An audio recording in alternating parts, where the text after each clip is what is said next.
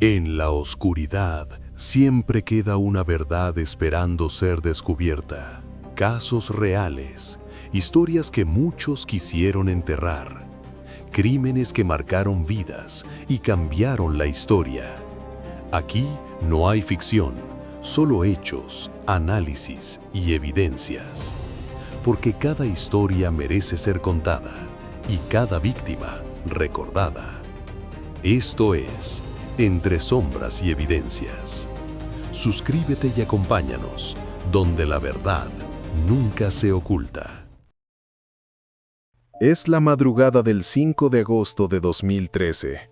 4 cuerpos yacen en el suelo con un tiro limpio en la cabeza. Al lado, un niño de 13 años sostiene el arma con la que supuestamente acaba de destruir a su familia, y luego se quita la vida. Pero ¿cómo un adolescente que esa misma mañana fue a clases como cualquier otro día pudo cometer un crimen tan frío y calculado? Esta es la historia del caso Pesegini y la pregunta que Brasil entero se hace desde entonces. ¿Realmente fue él? La tarde del 5 de agosto de 2013 cae pesada sobre Brasilandia, un barrio obrero al norte de San Pablo. El sol ya se está poniendo cuando una llamada rompe la rutina de la policía militar. Hay disparos en la casa de los Pesegini, dice un vecino nervioso. Nadie imagina lo que van a encontrar. Al llegar, los agentes se topan con una escena de pesadilla: 5 cuerpos distribuidos entre 2 casas en el mismo terreno. Todos con un único disparo en la cabeza, ejecutados a quemarropa con una pistola calibre 40 que pertenecía a la familia. En una habitación, el sargento Luis Marcelo Pesegini y su esposa Andrea Regina Pesegini yacen sin vida. En la casa contigua, la abuela Benedita Oliveira Bobo y su hermana Bernadette Oliveira da Silva también han sido abatidas. Y en medio de todo, el hijo de la pareja, Marcelo Eduardo Pesegini, de apenas 13 años, con el arma aún en su mano izquierda. Era zurdo. La policía declara suicidio tras homicidio múltiple. Pero en menos de una hora, más de 200 agentes y curiosos invaden el lugar. La escena del crimen queda contaminada para siempre. Nadie puede creer que un niño haya hecho algo así, y sin embargo, la versión oficial empieza a tomar forma. ¿Crees que la contaminación de la escena del crimen pudo haber destruido pruebas clave? ¿Qué opinas? Para entender lo que pasó, hay que retroceder unos años. Luis Marcelo Pesegini, de 40 años, era sargento de la Rota, la tropa de élite de la Policía Militar de Sao Paulo, conocida por su dureza en operaciones contra el crimen organizado. Su esposa Andrea, de 35 o 36 años, era cabo en la misma institución. Los dos vivían por y para el uniforme. Eran respetados, disciplinados y parecían formar una pareja sólida. En 2013, Brasil vivía un momento de ebullición social. Las protestas masivas contra la corrupción y los gastos del Mundial de Fútbol empezaban a estallar en las calles. En ese contexto, una familia de policías era vista como símbolo de orden en medio del caos, pero detrás de la fachada, algo empezaba a romperse. Marcelo Eduardo era descrito por vecinos y profesores como un chico tranquilo, cariñoso y algo tímido. Le gustaban los videojuegos, sobre todo los de acción y sigilo. No tenía problemas graves en la escuela, ni antecedentes de violencia. Sin embargo, un amigo cercano contaría después que Marcelo a veces hablaba de sueños extraños: matar a sus padres, escapar a una casa abandonada y convertirse en asesino a sueldo. Eran solo fantasías de adolescente o señales ignoradas. Nadie en su entorno parecía preocuparse demasiado. En una ciudad donde la violencia es cotidiana, un niño que juega con armas de juguete no levanta sospechas. Nadie sabe exactamente qué pasó entre la medianoche y las primeras horas del 5 de agosto. Los vecinos aseguran que no oyeron nada fuera de lo común, ni gritos ni forcejeos, solo disparos secos, uno tras otro. La hipótesis oficial dice que Marcelo tomó el arma de su madre, ejecutó primero a sus padres mientras dormían, luego a la abuela y a la tía abuela en la casa de al lado, todo con una frialdad escalofriante. Pero hay detalles que no encajan. Los padres eran policías entrenados y armados. ¿Cómo un niño de 13 años los sorprendió sin resistencia? ¿Por qué Andrea apareció de rodillas, como si suplicara por su vida? La escena no mostraba signos de lucha, y eso genera la primera gran duda. Lo más perturbador viene después. Cámaras de seguridad captan a Marcelo conduciendo el auto de su madre hacia la escuela alrededor de la 1:25 de la madrugada. Horas más tarde, sale del vehículo, entra a clases y pasa el día entero como un alumno normal. Ningún profesor nota nada extraño, nerviosismo o culpa. Al terminar las clases, regresa a casa y allí pone fin a su vida con un disparo en el oído izquierdo. La policía encuentra el arma en su mano. Todo parece cerrado. Pero ¿por qué alguien que acaba de cometer un crimen tan brutal actúa con tanta normalidad durante todo un día? ¿Era cálculo frío o algo no encaja en esta historia? La policía cierra rápidamente el caso. Marcelo actuó solo, en un delirio pasajero. Pero las dudas empiezan a crecer como una mancha de tinta. Vecinos hablan de un policía uniformado entrando a la casa horas después de los disparos.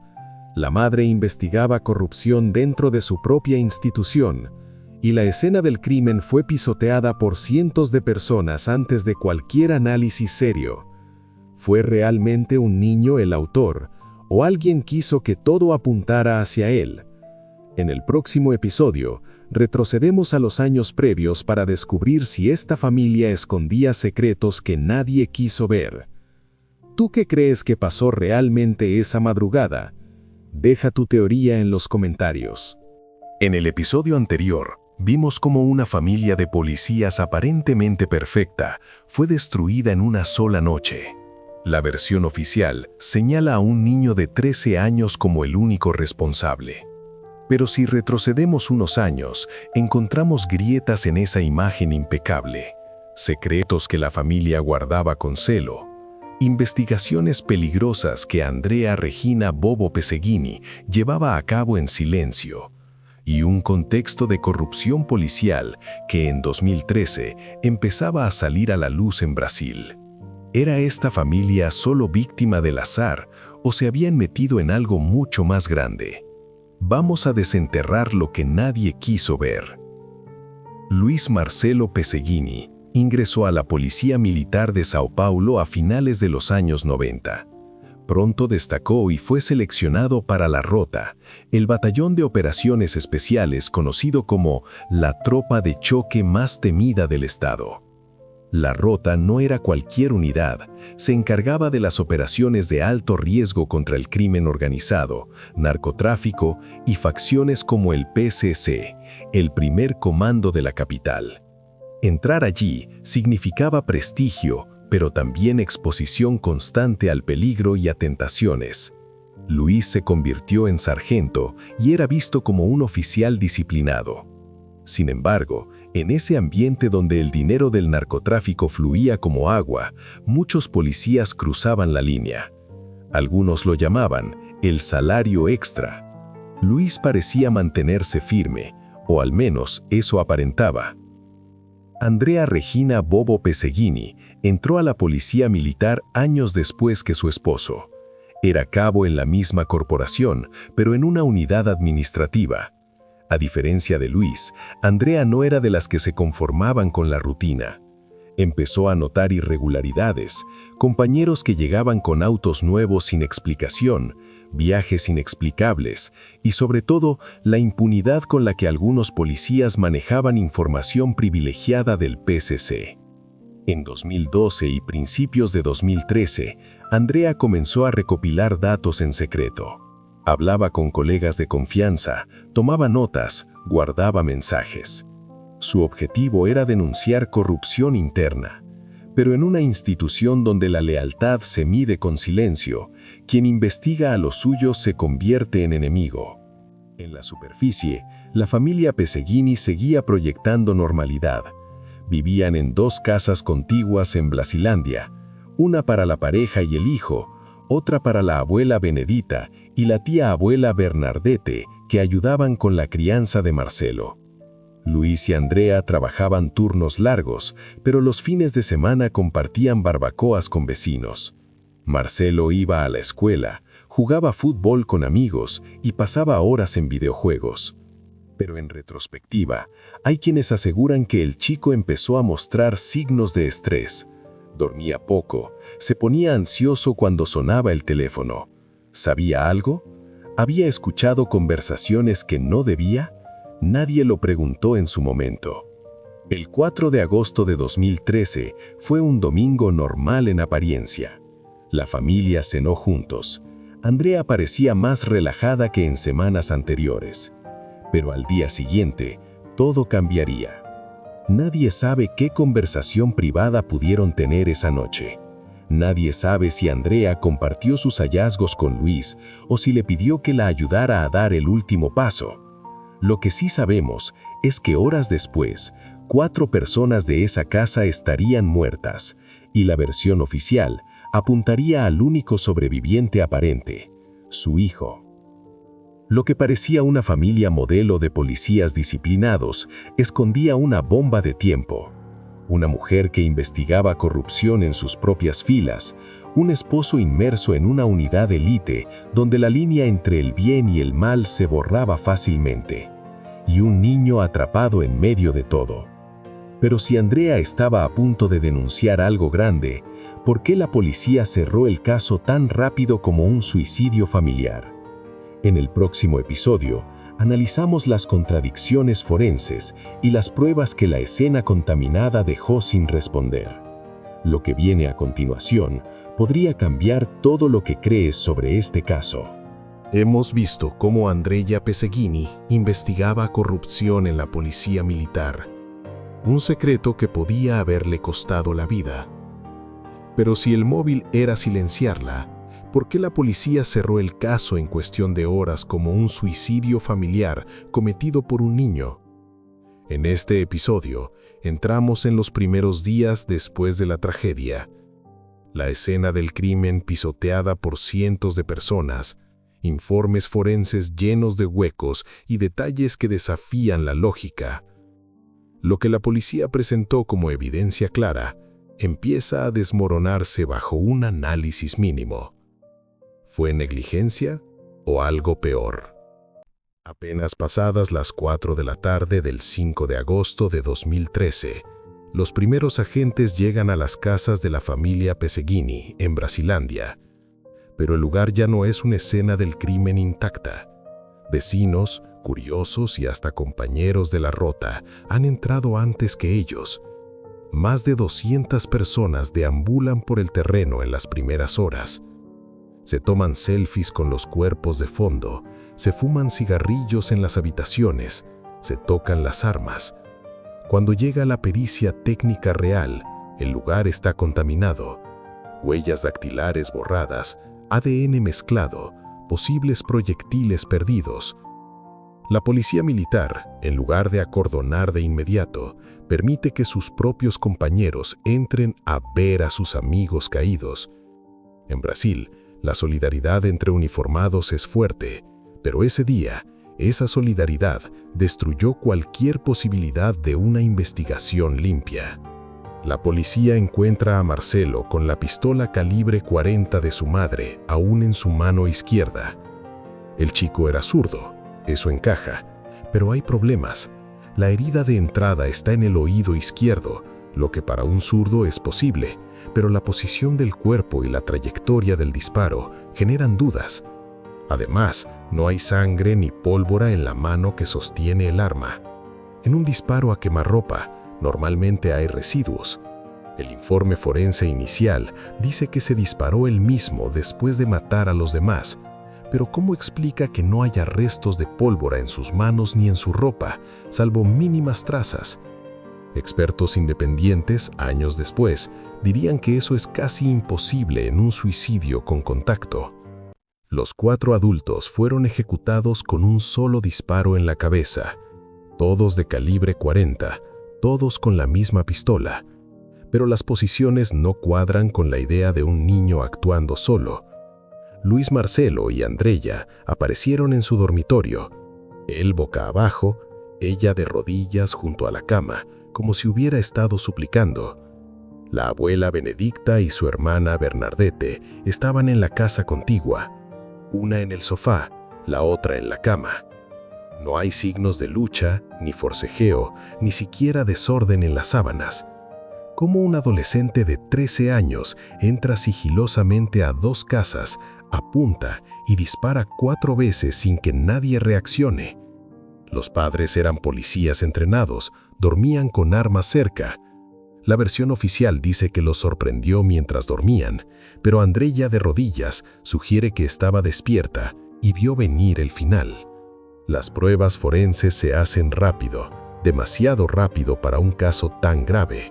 Los informes hablan de disparos de contacto, pero no detallan ángulos precisos ni distancias. En el caso de Marcelo, la bala entró por el oído izquierdo y salió por el derecho, pero la trayectoria parece demasiado limpia para un niño nervioso.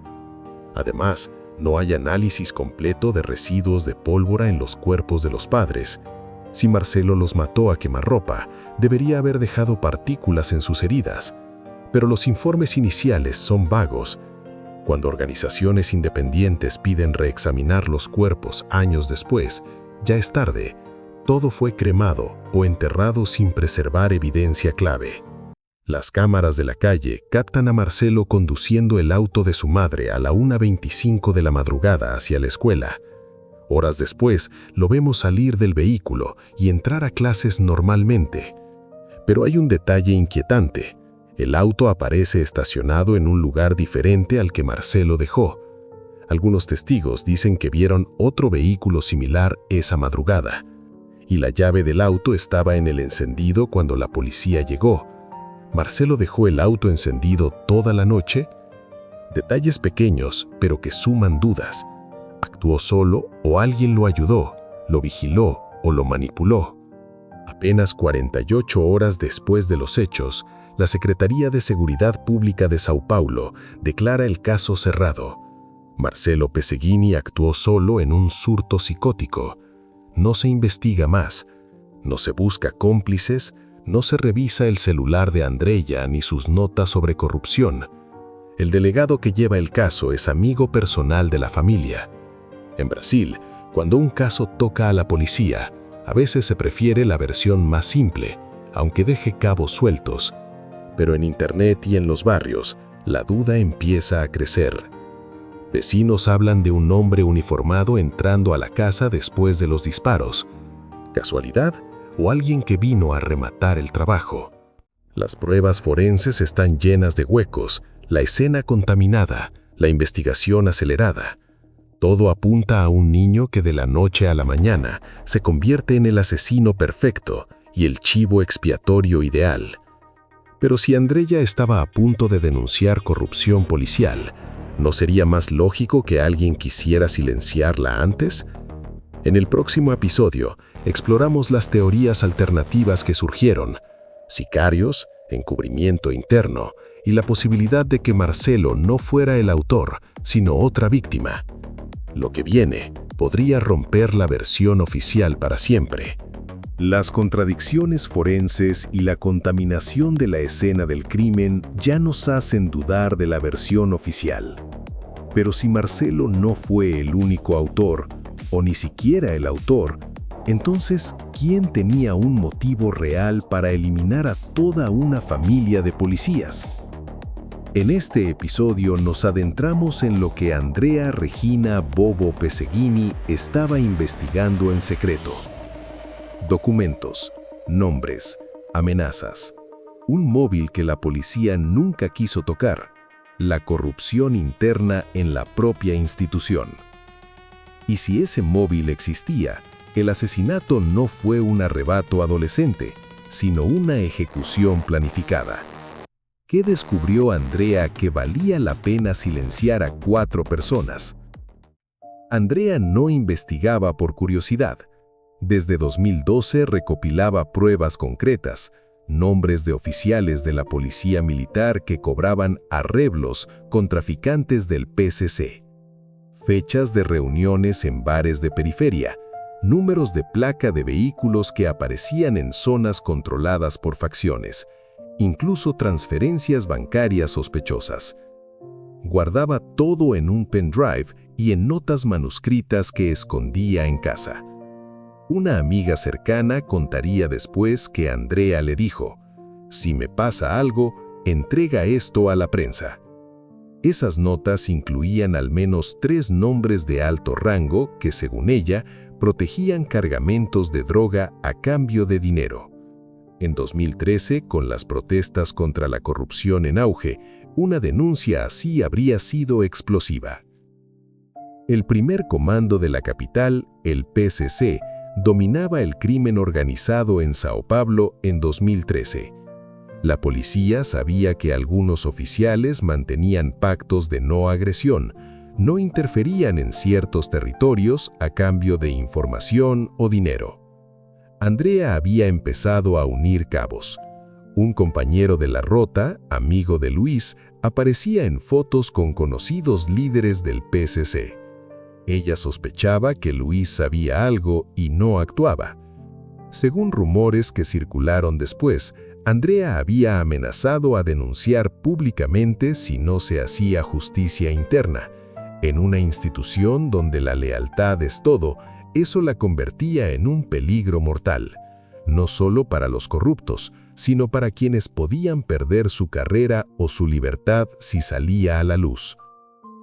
En los meses previos al 5 de agosto, Andrea empezó a recibir advertencias, llamadas anónimas que colgaban al contestar, mensajes de texto con frases como «cállate o todos pagan».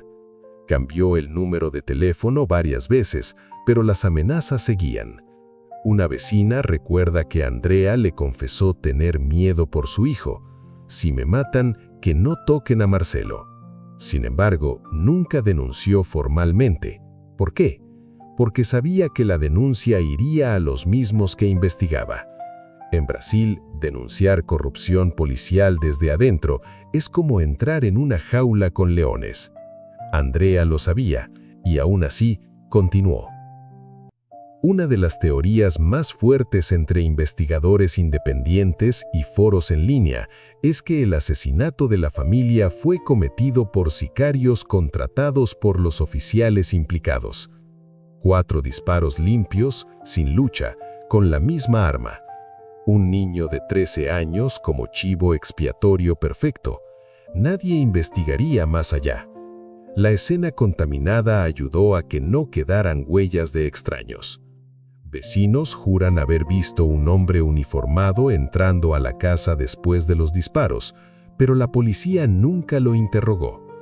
El auto de Andrea movido del lugar, la llave en el encendido, detalles que sugieren que alguien más estuvo allí esa madrugada limpiando o supervisando.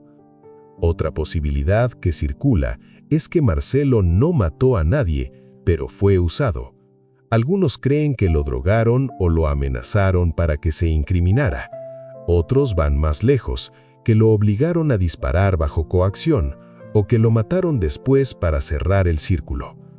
Hay quienes dicen que el chico tenía marcas de golpes previos o que su comportamiento normal en la escuela era shock postraumático.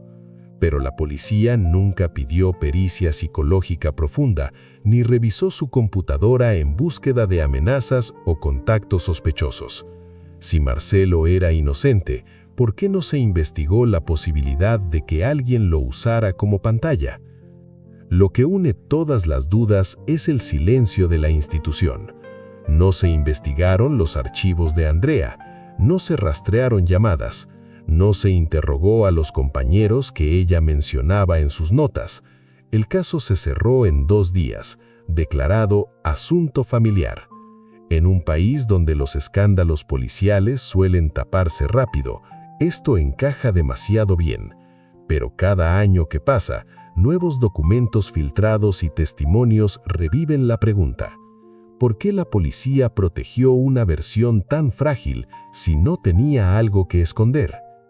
Andrea tenía pruebas que podían derribar carreras y mandar a gente a la prisión. Si alguien quiso silenciarla, el asesinato de toda la familia era la forma más segura de que nada saliera a la luz. Y Marcelo, el único que quedó, se convirtió en la explicación perfecta. Pero si el niño no era el verdugo, sino otra víctima de un sistema que no tolera traidores. En el próximo episodio analizamos el perfil psicológico de Marcelo y las preguntas que nadie le hizo en vida. ¿Era capaz de esto o alguien lo convirtió en el culpable ideal? La verdad podría estar más cerca de lo que crees.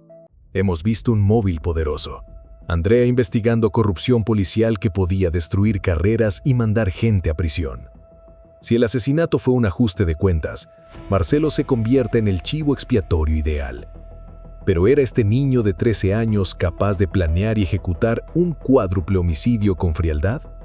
¿O era solo un adolescente común atrapado en una pesadilla que no controlaba? En este episodio nos metemos en la mente y la vida de Marcelo Eduardo Bobo Pesegini. Su perfil psicológico, sus días en la escuela, sus amigos, sus miedos. Lo que surge no es el retrato de un monstruo, sino el de un niño que quizá nunca tuvo oportunidad de defenderse. Marcelo era el típico adolescente de barrio obrero, bajito, delgado, con el pelo corto y una sonrisa tímida. En la escuela estadual de Brasilandia lo describían como buen alumno, reservado pero educado. No destacaba en deportes ni en peleas. Le gustaba dibujar, jugar fútbol con amigos del barrio y pasar horas en su computadora con juegos como Assassin's Creed y Call of Duty. Sus profesores nunca reportaron problemas de conducta. Un compañero de clase dijo después, era el que siempre compartía el almuerzo si alguien se olvidaba. Nadie lo veía como alguien agresivo, pero en un caso tan extremo, la policía usó sus videojuegos como prueba de que fantaseaba con violencia. ¿Era eso suficiente para convertirlo en asesino? Luis y Andrea eran estrictos, como correspondía a dos policías. Turnos largos, disciplina en casa, pocas salidas. Marcelo los quería, pero la dinámica era distante. Luis era el padre ausente por trabajo, Andrea la que manejaba el día a día. Algunos vecinos recuerdan que Marcelo a veces se quejaba de que sus padres no lo escuchaban. En los meses previos, con las tensiones de Andrea por su investigación, las discusiones en casa aumentaron. Marcelo pasaba más tiempo encerrado en su habitación. ¿Era solo adolescencia o sentía el peso de los secretos de sus padres? Nadie le preguntó nunca cómo se sentía. La policía destacó que Marcelo jugaba videojuegos violentos. En 2013, Brasil vivía una ola de pánico moral por los juegos y su supuesta influencia en jóvenes. Pero expertos en psicología infantil coinciden. Millones de adolescentes juegan a shooters sin convertirse en asesinos. Marcelo no tenía historial de bullying extremo ni aislamiento total. Sus amigos decían que era normal. Si los videojuegos fueran el detonante, ¿por qué no hubo señales previas de violencia? La respuesta oficial nunca profundizó. Bastó con decir fantaseaba con matar para cerrar el círculo. El 5 de agosto de 2013, Marcelo va a clases como siempre. Llega en el auto de su madre, entra, se sienta, participa en las clases. Ningún profesor nota nada raro, ningún amigo ve lágrimas, nervios o culpa. Al terminar, regresa a casa y se suicida. ¿Cómo alguien que acaba de matar a su familia actúa con tanta frialdad durante 8 horas? Psicólogos forenses independientes dicen que eso no encaja en un perfil de psicosis o arrebato. Un asesino joven suele mostrar descontrol, culpa inmediata o euforia. La calma absoluta apunta más a shock, disociación o a que no fue él quien apretó el gatillo. En la mayoría de suicidios adolescentes hay una nota explicando el porqué. En casos de homicidio-suicidio familiar, el perpetrador suele dejar algo, un mensaje de rabia, culpa o despedida. Marcelo no dejó nada, ni una carta, ni un mensaje en el celular, ni un dibujo. Su computadora fue revisada superficialmente, no había búsquedas extrañas ni chats que mostraran planificación. Si fue un arrebato, ¿por qué no dejó rastro de su tormento? Si fue manipulado o forzado, la explicación cambia por completo.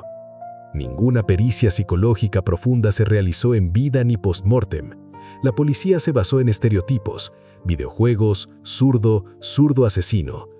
Pero perfiles forenses independientes basados en testimonios y comportamiento describen a Marcelo como un niño con baja autoestima, dependiente emocionalmente, sin rasgos de personalidad antisocial.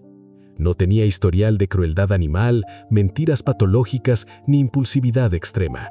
En resumen, no encajaba en el perfil de un asesino múltiple adolescente. Si alguien lo manipuló, drogaron o amenazó, la explicación cambia por completo. Marcelo no era el genio del mal ni el psicópata en potencia.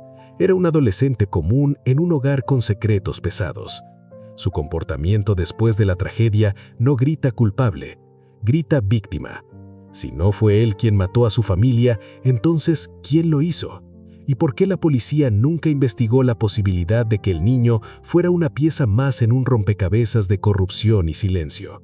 En el episodio final juntamos todas las piezas, las teorías más fuertes, lo que pasó después del caso y la pregunta que Brasil aún no responde. ¿Fue un niño asesino o el sacrificio perfecto para proteger a los verdaderos culpables? No te lo pierdas. En los episodios anteriores hemos desmontado pieza por pieza la versión oficial. Un niño de 13 años que de la noche a la mañana ejecuta a su familia con precisión quirúrgica, actúa con normalidad todo un día y luego se suicida. Hemos visto inconsistencias forenses, una escena contaminada, un móvil de corrupción policial que la institución nunca quiso tocar y un perfil psicológico que no encaja con un asesino. Ahora, en este episodio final, juntamos todo. ¿Qué pasó realmente la madrugada del 5 de agosto de 2013? ¿Quién ganó con el silencio? Y sobre todo, ¿por qué 13 años después Brasil sigue sin respuestas? Esta es la conclusión del caso Pesegini, o lo más cerca que podemos llegar a una. La hipótesis que más peso tiene entre investigadores independientes, periodistas y foros especializados es esta. Andrea Regina Bobo Pesegini estaba a punto de detonar una bomba de corrupción interna en la Policía Militar de Sao Paulo. Sus notas, nombres de oficiales vinculados al PCC y pruebas de arreglos amenazaban con un escándalo nacional en pleno año de protestas masivas. Eliminar a toda la familia era la forma más limpia de silenciarla para siempre. Marcelo, el hijo, se convierte en el culpable perfecto, un adolescente con videojuegos violentos, zurdo, fácil de etiquetar como psicótico. La escena contaminada por compañeros de uniforme, el cierre en 48 horas y la falta de investigación sobre sus archivos aseguran que nada salga a la luz. No fue un arrebato familiar, fue una ejecución ordenada desde dentro del sistema. Después de 2013, algunos testigos hablaron. Una vecina juró haber visto un hombre de uniforme entrando a la casa horas después de los disparos. Un compañero de Andrea admitió que ella le había mostrado pruebas de corrupción y le pidió ayuda.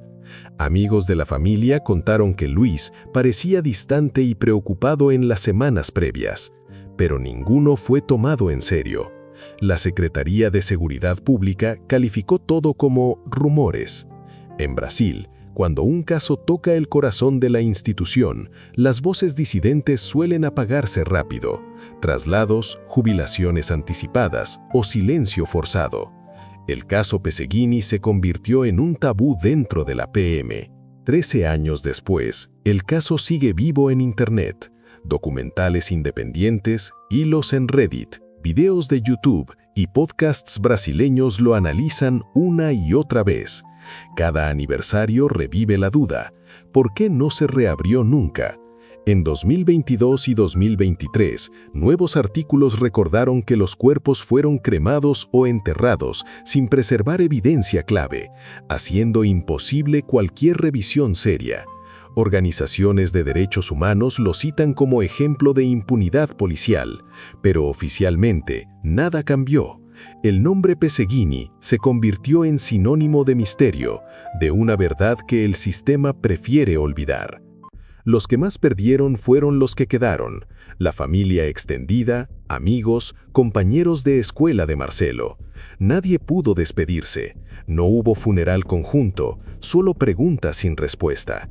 Los vecinos de Brasilandia aún evitan pasar por esa calle, y Marcelo, etiquetado como monstruo a los 13 años, no tiene quien lo defienda.